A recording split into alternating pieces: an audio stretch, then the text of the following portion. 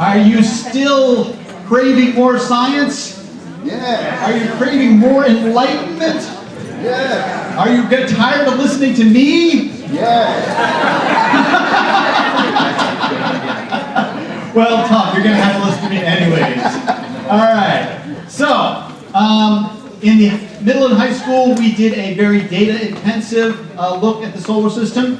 In the elementary school, you also looked at the solar system and organization of the solar system. All right, and the conclusion you come to is that you can, on the basis of data, come up with an organization and a classification of the solar system. All right, I'm here to tell you, give you the full story from my scientific perspective, but I will note, as I said in the last session, if you disagree with me, good. I love it when people disagree with me, as long as you can justify your disagreement with data and evidence, and not just, oh, somebody said this. Okay? So, I will give you my opinion and my perspective on it, and you can you can agree or disagree as you like. All right, so the title of this talk, and I realize I've now been giving this for 10 years now, so this is 3 years before we kicked Pluto out of the solar system officially. We were talking about it's not your parents' solar system. It's a new understanding of the solar system, okay? And I actually have to turn this on before it works. There you go. And we're going to begin way back with your ancient ancestors' solar system.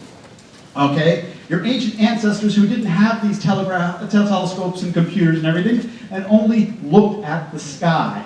And what would you notice when you look at the sky? Well, the first thing you would notice is that there's this sun in the sky, and it traverses across the sky in the course of a day, right? It goes from east to west, mostly east to mostly west, right, as we discussed in the misconceptions idea. You'll also notice that there's this big thing called the moon, which is roughly the same size as the sun, and it goes through these various phases and moves across the sky. It moves across the sky in a day, but it goes through these phases in about a month. Okay, actually 29.3 days. It goes through the various phases. You would also notice that you have stars, and these stars rotate around the sky, and they do so in about a day. Actually, they rotate around the sky in 23 hours and 56 minutes, just slightly short of a day. All right, that's the difference between a sidereal day and a solar day. All right, and that causes the stars to change positions over the course of a year. And we know that the sun is in various different constellations as it goes through the course of a year. That's why you can see Orion in the winter, and you see Scorpius in September. Okay, you can see different stars in the sky, night sky at different times, because the stars are moving slightly differently. All right? You also may notice that the sun gets higher and lower over the course of the year. This is a beautiful picture taken at the same time each day for various days throughout the year, seeing the height of the sun. All right, this is called the analemma, that the sun traces out. All right, with the summer solstice and the winter, the summer and winter solstices and an equinox identified here. And you also might notice these funny things that move around the sky in not so quite so regular patterns. These ones which are called Venus and Mercury, which we call planets. And they have a little bit of a wandering motion to them. And you'll notice that everything seems to be rotating around the sky. And your first approximation of organizing all this would be to make a nice circular diagram with us here at the center. Earth in the center, and going by the timing that it takes things to go around. Okay, the moon is the closest because it goes around in 30 days.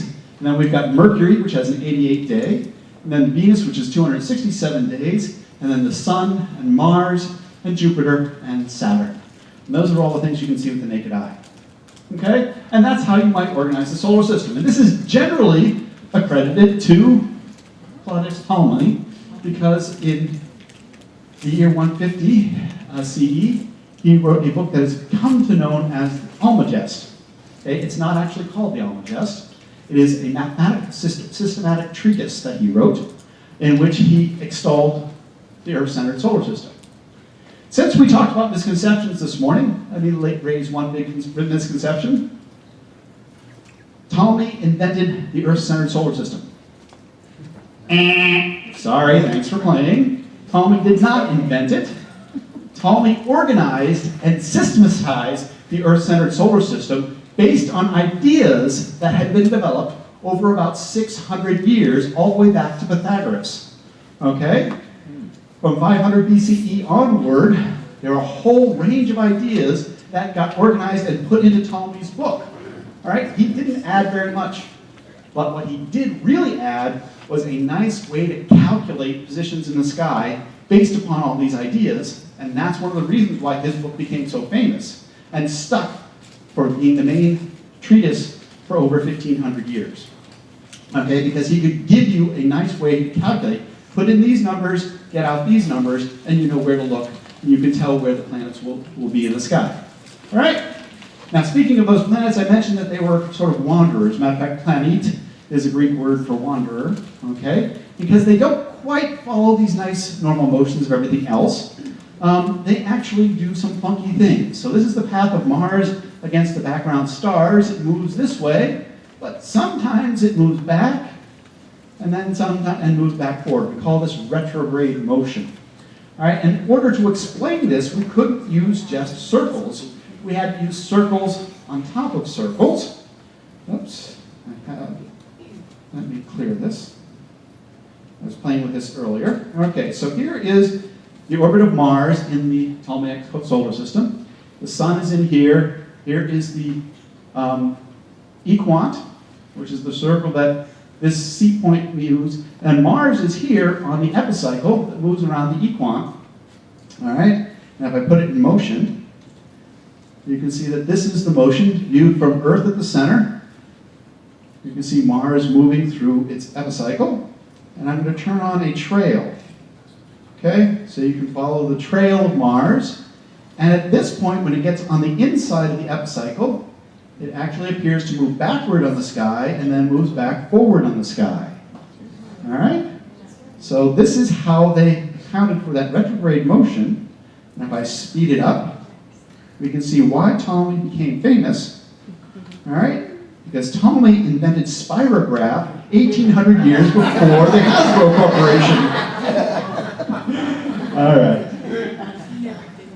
So, equants and epicycles, it's a game of spirograph with the solar system, but it allowed you to calculate where the planets would be, and it did actually a good job. Okay? So, now we transition to where we start your parent solar system. Okay? Oops, sorry about that. So your parent solar system begins with Nicholas Copernicus, who in 1543, in his dying years, some say on his deathbed, was the first time he saw his book published on the revolutions of heavenly spheres. He actually wrote it over about a 30-year period and was a little shy about publishing it because he wasn't totally sure it would get accepted on that. And he did this. He took the Earth and Moon and the Sun and swapped positions. That's it. Okay? Very simple. Swapping positions with, of course, the philosophical argument of the much larger sun should be stationary and so forth. All right? So, misconception. Copernicus's sun-centered solar system was quickly accepted because it was much simpler and more accurate. Thank you for playing. No, Copernicus' sun-centered solar system was just as complex as Ptolemy's Earth-centered one. It still uses those epicycles, okay? Copernicus didn't get rid of the epicycles. He kept them because they were really good at predicting things. All right, they were changed in size and everything. They were still there. And actually, it provided no more accuracy in its predictions. They kept the Copernican solar system, okay? So you will find it everywhere that the myth that Copernicus came up with this and everyone said, huzzah, huzzah, it's a wonderful new sun-centered solar system. It was not accepted in 1543, okay? It took a long time for the sun-centered solar system to be accepted, all right? Next player in the story is Galileo, and in 1609 he first used a telescope for astronomy, and in 1632 he was tried by the Inquisition. Those are the two major things people remember about him. One of the misconceptions about him is that Galileo invented the telescope and was the first to use it for astronomy. Both of those postulations are wrong. He did not invent the telescope. He was one of several folks who took the spyglass that was invented probably in Holland. They have a patent application for it in Holland from 1608. Improved it so that it could be used for astronomy, and he was one of the few people who did use it for astronomy. His main claim to fame, what makes him so famous, is that he published. Okay? I talked about publish or perish in the last session. He published. Sidereus Nuncius came out in 1610 and described the moons of Jupiter, which he called the Medicean stars. It described the mountains on the moon, described several other things. Getting out and actually publishing your scientific observations was his great feat. Okay, it always goes through his Dialogos, which is what the Inquisition tried him for. Okay, and that brings up yet another misconception about Galileo. And the misconception is that Galileo proved that Copernicus' sun-centered solar system was correct, and that's why he was subject to house arrest in the Inquisition and tried by the Inquisition. Wrong. He was not. He was tried for this, but he did not prove it. He tried to prove the solar system, but his arguments were wrong. He used the tides as an argument for the sun-centered solar system, and you look at it now and you go, no, that just doesn't work out. Why would you convict him of proving something that he did not prove? The actual route to the sun-centered solar system does not come through Galileo, although he was a strong advocate of the Copernican system.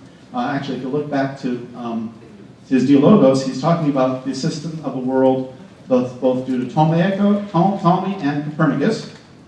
All right, and it is through Ptolemy, it is through Tycho Brahe and Johannes Kepler that we actually get to the sun-centered solar system. Now, Tycho Brahe was the greatest pre-telescopic observer.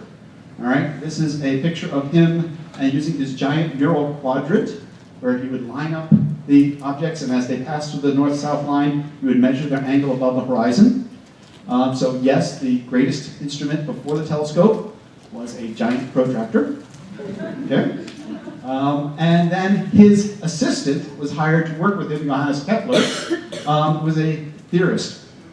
And when Tycho Brahe died in 1601, Kepler inherited his data, and then Kepler produced on the motions of Mars, which he calls his war with Mars, and based upon incredibly accurate observations of Tycho Brahe, he was able to deduce that you couldn't fit Mars's orbit with a circle, okay, or epicycles on top of it. Instead, it would work better if you used ellipses. And it was Kepler's idea of ellipses that really settled it, okay? So, let's take that equant motion and compare it to Kepler's motions, and I love this because, let's see, we've got the eccentricity dialed up nice and high.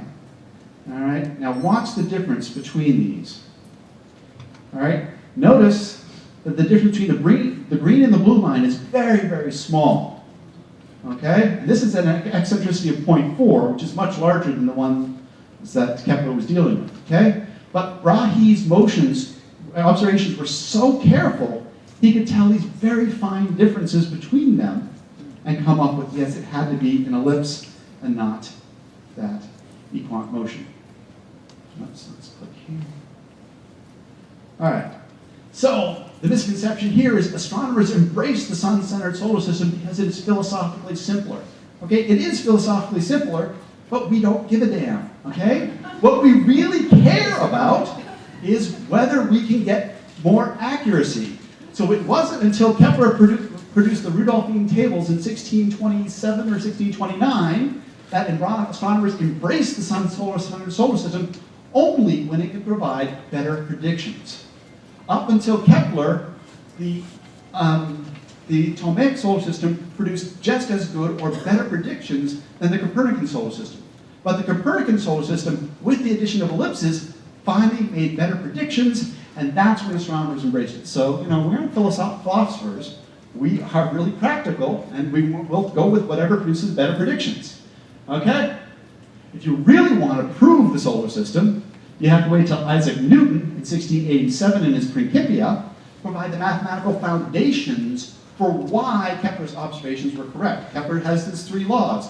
All three of those laws of Kepler are observationally based. With the law of gravity, you can then mathematically prove that they should come out of the law of gravity if you have a 1 over r squared force. I will also note that this silly idea of Isaac Newton's was not also immediately accepted. It took about 75 years for Newton's ideas to be accepted too, okay? We have this idea that looking in hindsight, you should immediately accept it, but that's because we've got a couple hundred years of hindsight. Okay, at the time, the fact that you could mathematically predict things, was kind of crazy, all right? And actually, Halley's comet plays a good role in proving that Isaac Newton was right. But I don't have time for that. We're going to move forward to talk about William Herschel in 1787, who discovered Uranus. And this is Herschel in his later years with his big professional telescope. But of course, when he was starting out, he wasn't a professional, he was an amateur. He didn't use this giant, wonderful telescope to discover Uranus. He actually used a 7-foot-long telescope that he made by himself, okay? You do not need to be a professional to discover things in astronomy. I guess I could put that up as another misconception, okay? Amateurs discover things all the time in astronomy, especially in terms of comets and asteroids. The first planet ever discovered was discovered by an amateur, okay? Because he was more careful. Other people had actually seen Uranus, including actually, no, it wasn't Galileo, it was Flamsteed, had recorded the position of Uranus several times, just didn't notice it. He's the one who noticed it, okay? In 1801, we have the next planet discovered, which is Ceres, by Piazzi, followed quickly by 1802, Pallas, Juno, Vesta, and then there's a gap until 1845 when we had the planet Estrella uncovered, okay? So going into the 1840s, that gives us, what, 7 plus 5, 12 planets that we had. And then the most amazing thing happened, something that proved, actually it was called the best conceivable proof of Newton's law of gravity imaginable. And it is when Urbain Le Verrier and John Couch Adams predicted the existence of Neptune based upon variations in the orbit of Uranus. Okay? They had noticed that Uranus didn't quite follow the path that they had been predicting for it, and they couldn't explain it with any of the known objects, so they postulated that there was another unknown object that was pulling on Uranus and perturbing its orbit. They predicted where it was, and nobody would listen to them. Nobody would look for it. And when they did look for it, they did this long, methodical search in England, but Urbain Le Verrier got tired of asking the French to look for it, and they didn't look for it, so he called up the Germans. They found it the very first night, okay? The Germans found the planet that the French and the English had predicted. You can imagine the nationalistic warfare that went over that in the scientific circles, okay? That is an incredible soap opera that I don't have time for today. All right. So, here we had at the end of the around 1850, we have the rocky planets, the 4 rocky planets in the center, and then we have the giant planets. All 8 planets are there, but we've also got these other planets in between Mars and Jupiter. We plotted 4 here: Juno, Vesta, Pallas, and Ceres. Okay, these were planets for about 50 years. And so the misconception that comes up is, you can't just demote a planet! I've heard that a lot over the last decade, as you might imagine. Actually, we have done it. We've done it. In the mid-1800s, astronomers demoted the many planets between Mars and Jupiter's to be, of course, the asteroid belt. Okay? We started discovering in the 1850s and 1860s dozens of objects in between Mars and Jupiter. Okay? And it just stopped making sense to call them planets. We knew we had a new family of objects. We called them the asteroid belt. Actually, the Astronomer Royal in 1801, when Ceres was discovered, he suggested the word asteroid for it because he didn't think it was a planet at that time. He turned out to be right 50 years later. All right, moving forward.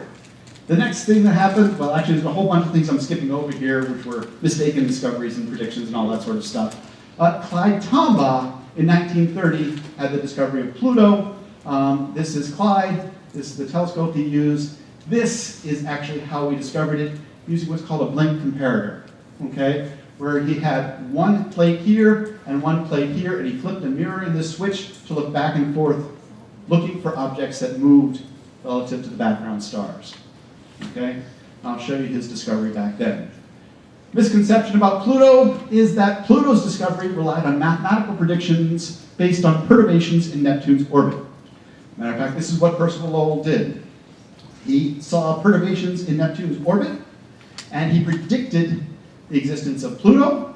He set up Lowell Observatory to do that, to look for it. He put lots of money into the program. They hired Clyde Tombaugh, who found it. So it sounds like a great story, just like Adams and Leverrier finding Neptune, right? Wrong. Pluto's discovery relied solely on the incredible observing skill and dedication of Clyde Tombaugh. Okay? Neptune's orbit shows absolutely none of the claimed perturbations. All the money that Percival Lowell put in there was based on bad observations. Okay? He thought he saw perturbations in Neptune's orbit. You go back and look at it, there were no perturbations at the level that he thought there were there. Okay? He put tons of money into this. So, I really, really, really have to say how incredible it is that Clyde Tombaugh found Pluto in 1930. Incredible observing skill. All the credit has to go to him. Okay? I call it Percival Lowell's second greatest mistake. Of course, his first greatest mistake being the canals on Mars, which was 1896, where he thought there was evidence of civilization on Mars. All right. So, you'll see perhaps this in your textbook describing your parent solar system, and I give you permission to put a great big red X through it. Okay? As we've discussed before, they're never in alignment. These spacings are absolutely horrible here. There's a little bit of size doing here. This is not what your solar system looked like, but in your old textbook, that would have been there. Also, you would have had one chapter on the sun. You would have had one chapter on Mercury. Okay? I can tell this is Mercury because there's a hole missing of it. A lot of people say, oh, it looks like the moon. Okay? We are just now getting full surface maps of Mercury from the MESSENGER mission.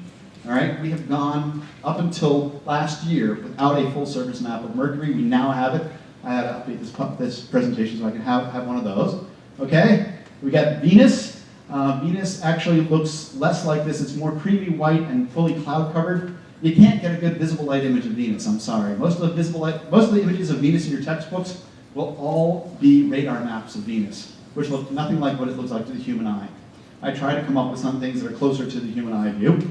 Of course, we have Earth, the Moon, which is an honorary planet in how we do things, Mars, a chapter on Jupiter. We'll talk about the ring giant Saturn. We'll have Uranus, if your textbook was produced after the Voyager era, Neptune, and then maybe you'll get a chapter on, well, you'll talk about Pluto, okay, but they won't have much to say, so it'll be a very short chapter. By the way, if you see this image in your textbook, that's not a picture of Pluto. That is a map of Pluto based on the images. This, whoops, sorry, let's go back. Back, I said. Back. Thank you. This up here, that's the best image ever taken of Pluto from the Hubble Space Telescope. That is as fine as it can be resolved, even with Hubble. Okay, this is a map based on that. Okay, you'll have one chapter perhaps on moons, and a chapter on asteroids and comets as the detritus of the solar system. All right? And that's what you will have in your parent solar system. The sun, 9 planets, and then all this other stuff. All right? And how do we remember the solar system? How did most of us, when we came out of our solar system unit, what did we remember? We had the order of the planets, all right, which several of the people right here in front of me just said. All right, I don't know what you learned. I remember it as my very energetic mother just served us 9 pizzas. Okay? And this is fine for doing this. But if that's all you remember, you don't know squat. Okay? Because you know facts, but facts are not knowledge. Okay? Facts are requisites before you get to knowledge, but synthesizing the facts into an explanation is what makes for knowledge. Okay? Memorization doesn't give you understanding. You get these factoids, you know, Mars is rusty, dusty, and red, okay? Highlights the differences between things. You don't get any big picture or the relevance between it, okay? So how do we improve this? Well, we had this amazing era of the Voyager satellites, which turned these little dots in the sky into worlds unto themselves, okay? I think the Voyager era was the greatest transformation in our understanding of the solar system because it allowed us to do comparative planetology. What do I mean by that? We want to compare and contrast discuss the broad ideas and apply them to the planets and moons and all of these things as a group. And instead of highlighting the differences, Mars is red, Jupiter is orange, Neptune is blue, you're actually going to talk about the similarities, okay? These ones have deep gaseous atmospheres, all right? The characteristics and the events that are going on in them. Let's give you an example. Here's Hurricane Isabel, okay? Which we remember in Baltimore, all right? And because it was a problem for us in Baltimore. All right, and here it is out in the ocean. Now, you can't really get a good feel for how big it is when it's just contrasted against the ocean, but let it start to come up against the eastern United States, and you can see it goes as far south as Florida and Cuba, and as far north as Cape Cod. That's a pretty big storm, okay? That stretches out across there. All right, but let's compare that to other places in the solar system. All right, here's another storm in the solar system. It's called Jupiter's Great Red Spot. All right, this is it right here. By the way, this is one of my favorite images in all of astronomy, because you look at all the vortices going on in here, amazing artistic creations due to, vorticities and all that fun stuff. All right, this is also a storm, this is also a storm, this is a storm, this is a storm, this is a storm. Okay, let's put it into context. This is the Great Red Spot, and in comparison, you want to see Isabel? No, I don't want to show you Isabel, I want to show you Earth. Okay? This is the size of our entire planet, okay? Yeah, they go big on Jupiter, okay? We've got storms the size of your entire planet there, okay? All right, so maybe we're not so impressed with our own storms, okay? We can do other things. We can take a look at the state of Arizona. What's the most famous thing in the state of Arizona? The Grand Canyon. It's so big that you can see it from space. Can you guys pick it out up here? That's the Grand Canyon. You can see it from space. Let's zoom in a little bit. All right? And here you can see the Grand Canyon. I had a blast. My wife and I, just after we got married, sort of as a honeymoon after the honeymoon, we took a river rafting trip all down the Grand Canyon. It was fantastic. We did paddling through there. Unbelievable, okay? But, you know, they got canyons on other planets too, okay? Here's a canyon on Mars. It's called Valles Marineris, or Mariner Valley, all right? And it's kind of nice, but for context, you can see it from space. Matter of fact, you can see it from space when you're looking at the entire planet. Here's Valles Marineris down here, okay? All right? That's how big it is. You want to know how big it is in comparison to Arizona? Try in comparison to the whole United States. Wow. Valles Marineris would stretch from the west coast to the east coast. Okay, it's like 10 to 100 times deeper than the Grand Canyon, and 10 to 100 times wider, longer. All right, they do them big on Mars too. All right, well, let's go further. Let's take a look at volcanoes. This is Mount St. Helens. Remember Mount St. Helens in 1980? Okay, it blew its top, literally. Before, after. Before, see all this cone up here? Goodbye, after. All right, kind of cool. Literally blew its top. So we got some interesting volcanoes here on Earth. Let's go to other places. Here's a volcano. It looks very much like that Mount St. Helens. This is from the radar map of Venus. They got cool volcanoes on Venus. All right, Venus is a very, very hot surface planet. It's got volcanoes. It's not the coolest volcano in the solar system. That belongs on Mars. Have you guys heard of Olympus Mons? Mount Olympus, okay? This is the biggest volcano in the solar system. Matter of fact, you remember the state of Arizona? It's about the same size as the entire state of Arizona. Yeah, they got canyons as long as our entire country. They got volcanoes as large as an entire state. All right? And how high is it? Well, here's a comparison against Mount Everest. Mount Everest is here. This is Olympus Mons. Okay, yeah, they do them really big in terms of volcanoes on Mars. But this is not the coolest volcanic place in the solar system. If you really want incredible volcanism, you don't go to a planet, you go to the moon, Io. Okay? This is Io, and it's got a lot of acne. All right? And that acne actually is changing and bursting and erupting We're going to look at this one right here. Okay, we're going to go close. And in April 2007, we saw this. And September 2007, we saw that. Change on the moon. What is that? That's a volcanic eruption. Right? It's an eruption of sulfur dioxide from the interior of Io. Io is on a slightly elliptical orbit. It's getting gravitationally flexed by Jupiter, and it's causing incredible volcanism. But that's not the coolest. If we take a look at Io from space, we look at its nice limb, we notice it has a pimple. We zoom in on that pimple, that's a volcanic eruption off of Io. Io is small enough, its surface gravity is low enough that the volcanic eruptions can spread out to a noticeable distance from it. Okay? On Earth, our volcanic eruptions just stay within our atmosphere, which is that tiny 1/64th of our radius. Okay? This goes out to an appreciable fraction of the radius. And the coolest volcano in the entire solar system was captured by the New Horizons mission on its way out to see Pluto. All right? It's called Tavashtar. This is an animated GIF of Tavashtar. Is that cool or what?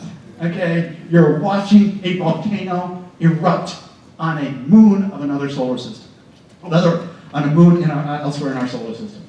That's kind of cool, all right? So by doing this, we can do these comparisons and see how the geologic processes, how the atmospheres, how everything is similar and yet different on the various bodies of the solar system. We discussed canyons and volcanoes. We could have done craters. We have storms, winds, seasons, weather, ice flows, magnetic fields, moons, rings, whole suite of these things. And we start to gain a better understanding of the solar system.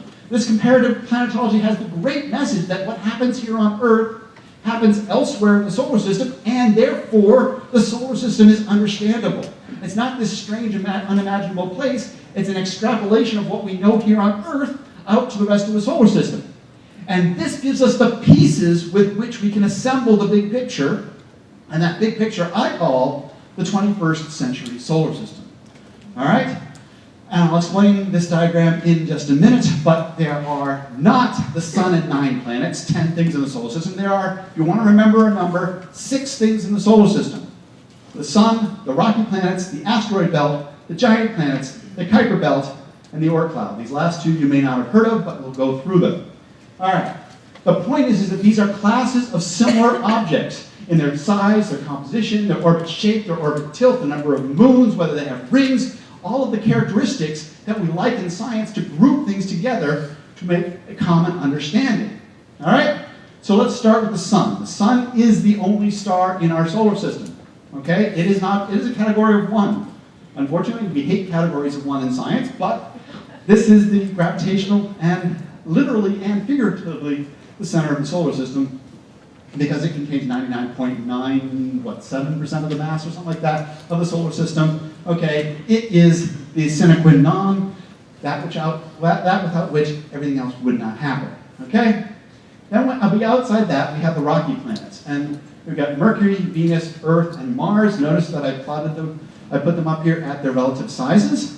And in roughly what the human eye would see, again, Venus, this is slightly in the ultraviolet, so you can see a little bit of something in the cloud tops. In visible light, you wouldn't see anything. And the moon is there as an honorary planet, just for comparison, because everyone knows and loves the moon. All right? What are the characteristics of these? They're mostly rock. They have relatively thin atmospheres compared to their radius. Okay? Earth's atmosphere is only 1/64th of its radius. It's 100 kilometers thick. Venus and Mars both have 100 kilometer thick atmospheres. Mercury and Moon have no atmospheres. They have few moons. Earth has 1. Mars has 2 pathetic little nothing captured asteroids that they count as moons, but they aren't respectable moons by any means. Venus, Mercury, no moons. Okay, they're all roughly the same size. Okay, they have magnetic fields for some of them. The other ones don't. Earth, with its dynamo, has the strongest of the magnetic fields. But you can get similar characteristics for them. Okay. Outside of that, we have the asteroid belt.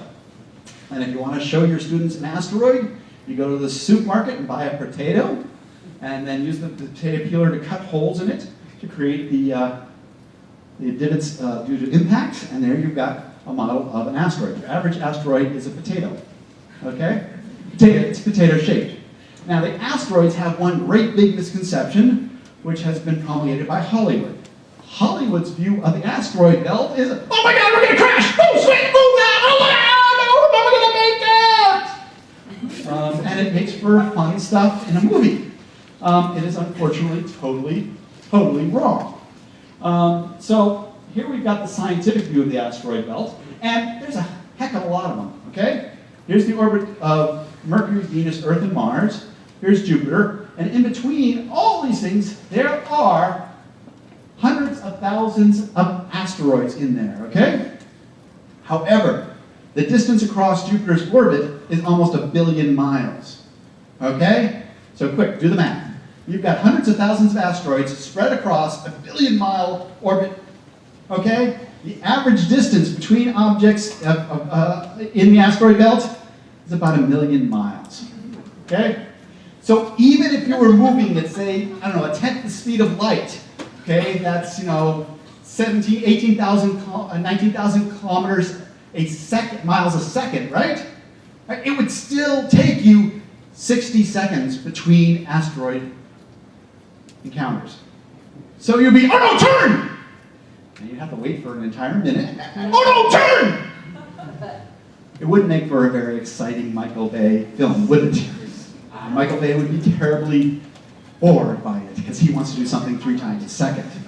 All right, so no, you could fly across the asteroid belt. Most times if you fly across the asteroid belt, you would never even know you're in the asteroid belt. You have to work really hard. Our spacecraft have to work really hard to actually find an asteroid and to do an encounter by an asteroid, okay? So, the asteroids, what are their characteristics? Well, they're all pretty small. They're mostly ice. They're mostly rock. They do have some ice. Some of them have some ice. They tend to have more elongated orbits. They tend to have more tilted orbits, and they're a wide range of sizes in orbits. And they're mostly between Mars and Jupiter. You can see there are some that come inside.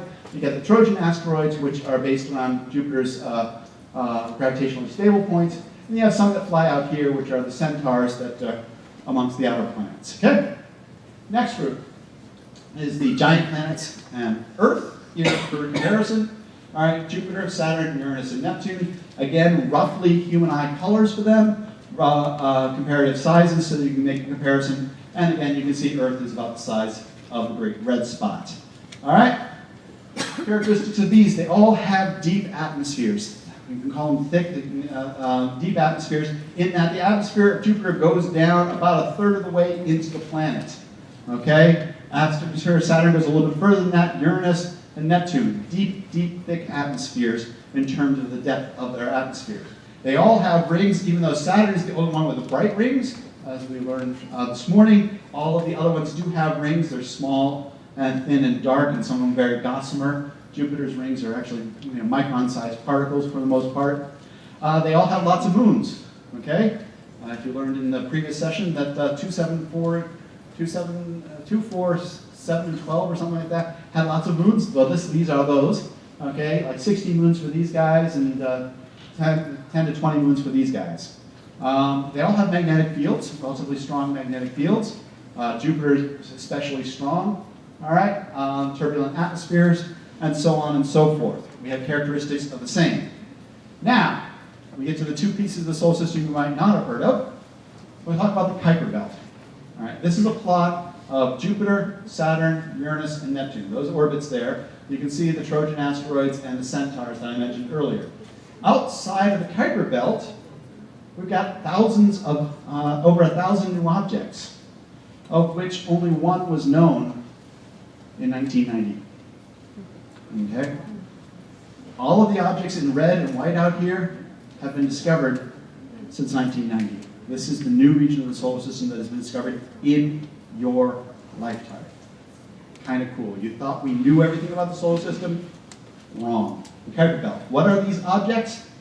Well, this is an artist's view of the object Quaoar.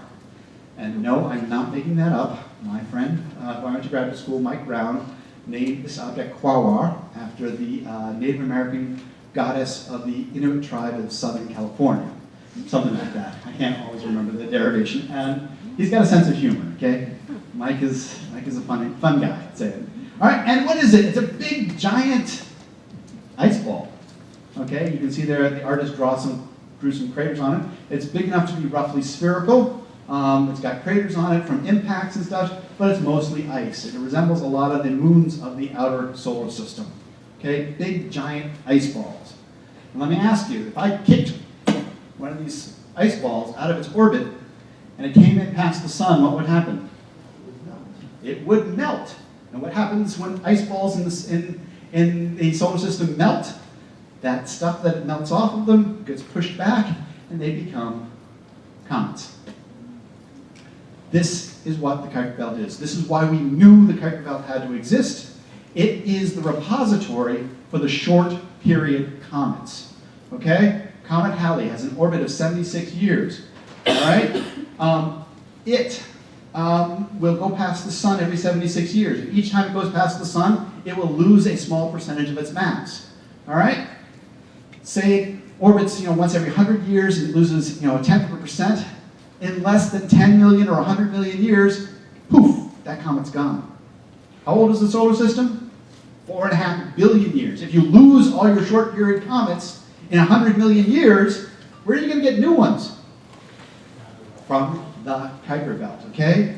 The objects in the Kuiper Belt are the repository for what will become short period comets by first migrating to become centaurs and then moving in, getting kicked around by the giant planets. Generally, Neptune moves the orbits, they move in, and they end up getting their orbits not circularized, but moved into a short period orbit that comes past the sun, and that's where you get your short period comets from. Okay? That's what the Kuiper Belt is. Now, if there are short period comets, there must be long period. Thank you. I love it when an audience follows along. There must be long period comets, and where do they live? Well, we have postulated the existence of the Oort cloud, which billions of icy minor planets, or as I like to think of them, comet nuclei that haven't gotten close enough to sprout a tail. All right? And we consider it roughly spherical out to 50,000 AU. 50,000 AU, how big is that, Frank? Oh, I'm glad you asked. Earth is 1 AU away from the sun. Okay, so 50,000 is 50,000 times farther than Earth. Okay, Neptune, the most distant planet, is 30 AU. So this is up to 1,000 times farther than the most distant planet. Okay, matter of fact, we had to use a logarithmic scale here to show this diagram. The inner Oort cloud is roughly confined to the disk. The outer Oort cloud is roughly spherical. Okay, it is postulated because it explains the long period comets. Let me show you what I mean by that. All right, so this is sort of an inverted graph in terms of 1 over the semi-major axis of a comet. So things on the left side have very long orbits. Things on the right side have very short orbits, okay? Short period comets, we put an arbitrary cutoff at 200 years. It peaks around 7 years, okay? A lot of comets actually intermingle with the asteroid belt in the short period comets. The long period comets, they peak around a period of infinity. Okay, that's just, of course, measurement error because we only see them once, and how can we can't measure them coming back for that. So, they have essentially 1 over the semi-major axis being 0, which gives it. But you can see there are a lot more of these long period comets than there are these short period comets, which is why we believe the Oort cloud to exist. Unfortunately, 50,000 AU is so far out there we haven't been able to see any. Except maybe we have seen one object, Sedna, okay? And this is the best image ever taken of it from Hubble, the high-resolution camera, seeing it. And Sedna's orbit goes from 76 to 840 AU. This is the Kuiper Belt here in blue and red. This is Sedna's orbit, all right? And it's a puzzling object, okay? It's got a very red color that we can't quite explain. Is it the outer Kuiper Belt? Is it an inner Oort cloud? Or would you just want to call it a planet at 70 AU? I mean, I'm sorry, Sedna is just the way that we had Pluto in 1930. We know as much about Sedna as we knew about Pluto in 1930, and it got planetary status. So why doesn't Sedna have planetary status? Because we've learned a few things since then.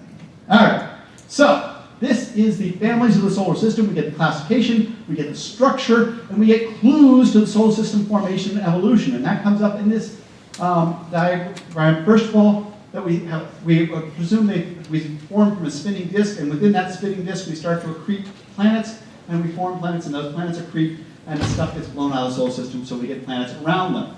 All right, that gives us our nice circular diagram. But also, if you've got a hot sun in the center, you can't form ices next to a hot sun. So your ices in the Kuiper Belt and the Oort cloud are as far away as possible. Whereas rock can take the heat. We have rock in the rocky planets in the asteroid belt in here. We call this a volatility gradient, okay? The stuff that can stand the heat stays in the kitchen, though that doesn't, gets out of the kitchen, okay? It doesn't form in the kitchen. Ice towards the outside, less volatile material toward the inside, all right? And that helps you understand the structure and formation of the solar system. So these families in the solar system are not just, cute little things to memorize. They actually help you understand the structure. And this is how I believe the solar system should be taught, okay, in understanding families, because it gives you insight into the structure and the evolution of the solar system. But what are we going to do about a mnemonic? I mean, come on. All right, we've got all these things: Sun, Mercury, Venus, Earth, Mars, asteroid belt, Jupiter, Saturn, Uranus, Neptune, Kuiper belt, Oort cloud. Who's going to remember all those? Well, taking it as a challenge, I put my tongue firmly in cheek and came up with: some may view elaborate mnemonics as boring, just some useless, nonsensical knowledge, but others cheer. Now, I know that was tongue in cheek and that was done just to sort of put things, but you could make a commentary on the situation and say that science may view established models as basic justified standards until new knowledge bears out changes.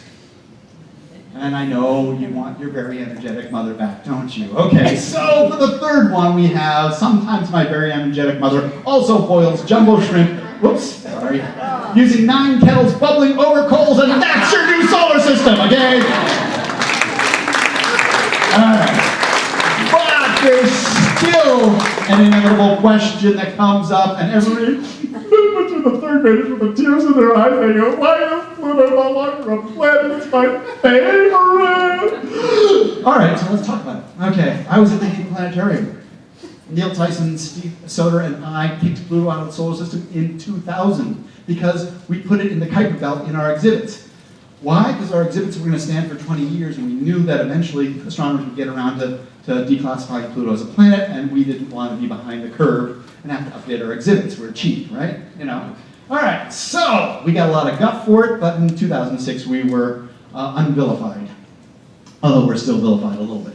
Okay, so this is planet Pluto as it was discovered in 1930. On January 23rd it was here, and on January 29th it was here. Obvious, right? It's a planet.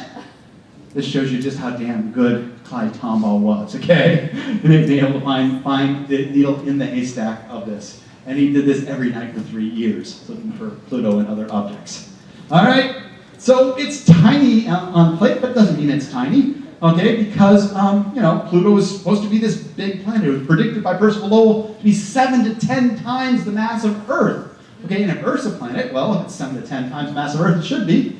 But as I've shown you, even with the Hubble Space Telescope, our best pictures are pretty darn ratty. We don't have much. We will get new ones in 2015. All right, but then we had the hunchback of the outer solar system. Here's Pluto. Here's Pluto as a hunchback. We astronomers say, that means it has a moon, right? Obvious. Well, the hunchback it has to be something. If the hunchback goes away, that shows you there must be a moon orbiting around it. Weren't able to see it clearly until Hubble went up, and we got some beautiful pictures of Pluto and its moon, Charon, discovered in 1978 by James Christie at the U.S. Naval Observatory. With Pluto's orbiting around it, with Charon orbiting around it, you're able to get a good mass for it. Lowell's planet was like 7 times Earth. In the 1940s, we couldn't realize that it was at most one time Earth mass. By 1980, we had it down to, well, maybe it's a 10th Earth mass. With Charon, we were able to recognize it was 0.002 times Earth. So an astronomer came up with this plot here. Here are the masses of Pluto, and he had a firm prediction by 1990, Pluto would eventually disappear. It did not disappear because in 85 we were able to get it, but that's kind of cute in terms of the shrinking of the planet. All right? In comparative sizes, here are the giant planets, here are the rocky planets and the moon, and here's Pluto and Charon down there. So it doesn't fit in. It's not a giant. It's not a giant planet. It's not a rocky planet. All right. Matter of fact, Pluto is smaller than 7 moons of the solar system. Okay. Ganymede, Titan, Callisto, Io, our moon, Europa, and Triton are all larger than Pluto. So where does it fit in? It became in the 1980s the black sheep of the solar system. The ugly duckling that nobody wanted to play with. Okay. Out at the edge of the solar system. Frozen wasteland, hey, Pluto, we don't want to play with you. If you look at it in terms of masses, you can see the giant planets, you can see the rocky planets, you can see these moons, you can see Pluto, and all this other stuff leading up to it, okay? What the heck is all this other stuff? Well, some of them are moons, those in blue, but others are in the Kuiper Belt. In 1992, Dave Jewett and Jane Liu found an object they called QB1. Okay, and here is the background stars, and here is the motion of that object. Now we're doing the blink comparator that Clyde Tombaugh did, but we got computers to help us. We don't have to stare at them. We get the computers to stare at them, blink through them, find things that are moving, then alert us, and then we have to visually look at things. Well, you get about 1 in 100 good things out of that, but you don't only have to look at 1 in 100. You only have to look at 100 plates instead of looking at 10,000 plates or whatever Clyde Tombaugh did. This was at a distance of 42 AU. The average distance of Pluto is 40 AU. All right? Hale was the first object discovered in the Kuiper Belt. You might call it the third one because Pluto and Charon were already known and they're already out there. All right? Once we know they're out there, we know how to discover them, we go and find more. Here's one from Hubble's observation. Here it was at 7 in the morning. Here it is at 7 in the evening. Okay? We now know of over 1,000 objects out in this region of the solar system. Okay? You've got more stuff there. All right? And you still have to question, isn't Pluto special in some way? All right? No, it's not. Let me show you why I believe that. Here's Pluto and Charon's orbit versus a Kuiper Belt object called 2004 DW. One is in red, one is in blue. Can anybody besides the astronomers in the room tell me which is which? You can't because the orbits are very similar. The only way I as an astronomer know is that I know that Pluto has just crossed the orbit of Neptune, so it must be this one. This one is too far out for Pluto for it to be Pluto. Otherwise, the orbits are extremely similar. They're slightly elliptical, they're slightly tilted, okay? Pluto's orbit is definitely within the Kuiper Belt. Here's that orbit overlaid on top of the Kuiper Belt. You can't tell me that that orbit isn't within that region of the solar system, okay? But it has a moon, okay? I mean, come on. Kuiper Belt objects don't have moons. Only planets have moons. Sorry, wrong. First of all, is it really a moon?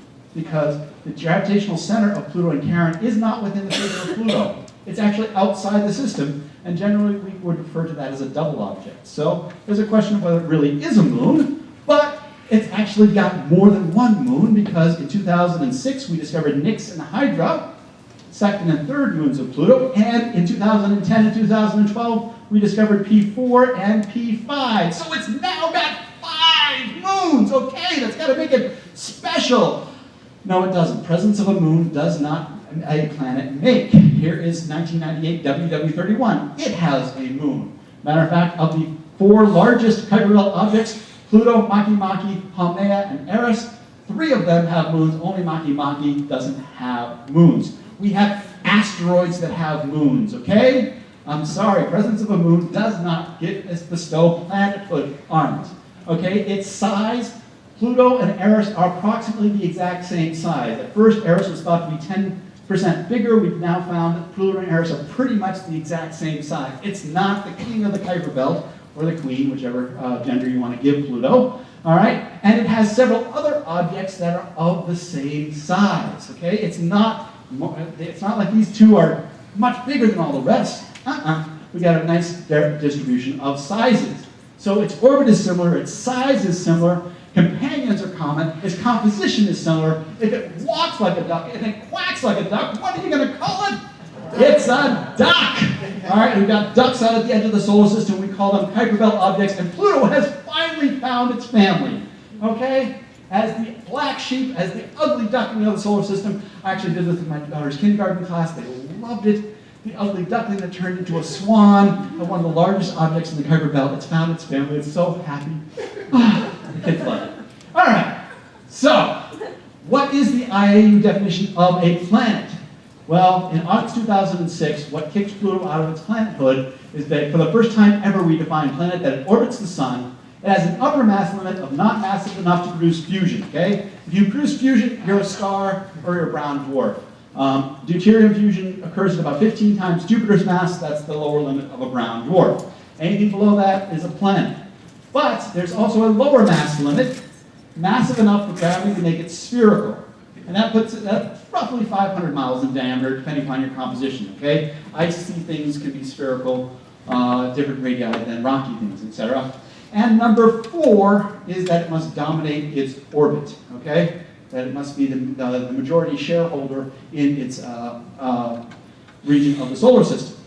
And then they define these things called dwarf planets that meet categories 1, 2, criteria 1, 2, and 3, but not 4, okay?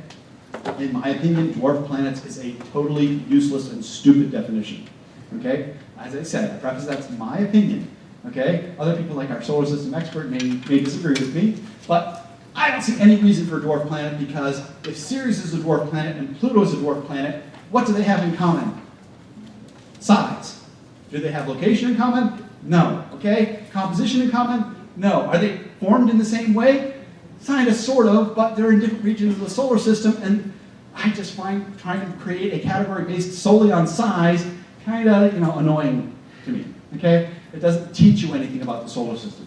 I still want to go with this, all right? And there have been others who have been trying to use more mathematical definitions. If you look up the links, we've got, if you look at the mass and the mass of the object versus the mass of the stuff in its region, okay, this is a way of showing that these guys up here dominate their region of the solar system. These guys down here don't dominate. So 4 dwarf planets that wannabes, Ceres, Planet, Pallas, Pluto, and Eris are demonstrably below the line where they might dominate the mass in their orbit, around their orbit in the solar system. Okay? A whole lot of people have gone through there. But the real kicker is what about other planetary systems? Because the very first definition of first thing in an orbital planet was that it orbits the sun. And our solar system alone is just a category of 1. We have discovered planets. We're now discovering planets around other solar systems. Almost as many planets as we have Kuiper Belt objects, okay? We have seen these disks of material around planets, disks in which planets will form. We have, by seeing the wobble in a planet, detected gravitationally the pull of a planet orbiting around that star. We've done hundreds of planets like that. We have actually, because planets sometimes pass in front of their stars, detected a dip in the light that tells us a planet is there, and then from that we can actually get the size of those planets. We have actually seen planets, the light from planets. This is HR 8799, all of the light from the star. We carefully model the point spread function. We subtract off that light, and what do we see? Dot 1, 2, and 3. These is actually the infrared light from 3 planets. We don't have to just infer that they're there. We can actually see several planets now. And we go even further because some of those planets that cross in front of their star, the light will pass through their atmosphere. We take a picture during transit and off transit. We can subtract off the light of the star, and we can get the light of that planet's atmosphere and deduce the chemical composition of their atmosphere. We have detected molecules in other planets' atmospheres. We are in an incredible era where we're learning about planets around other stars. And what have we found? We found Jupiter-mass planets in Mercury-sized orbits. They have these highly elliptical orbits. There are multiple Jupiter-sized planets orbiting around it. We've got planets around pulsars. We have found all sorts of varieties of planetary systems. And how many of them look like our own solar system? So far, not any. Okay? Now, I'm not saying we won't. There are some that are slightly similar. We can say, oh, that's sort of like it. But any that look just like ours, and that beautiful model that we had developed for creating our solar system, we haven't got it yet. We have said that planetary systems form in a predictable fashion from a spinning circular disk, but that's not necessarily true, okay? It is a lot more randomness in the material. We know that planets migrate. They can get on these giant elliptical orbits, okay? So this beautiful model that we have here applies to our solar system. It gives us a great view of our solar system, but there is so much, there's supposed to be so much more to discover. Is our solar system the oddball? We need to generalize our formation and evolution scenarios, and there's great implications for life in the universe. Because if you've got a Jupiter-sized planet on a huge elliptical orbit, how are you going to get a nice stable orbit for an Earth to form and have life develop, which takes billions of years, right? And requires a relatively stable orbit, okay? So we're in a new era of solar system study, not only in our own solar system, but for solar systems across the universe. It is definitely not your parents' solar system. Thank you.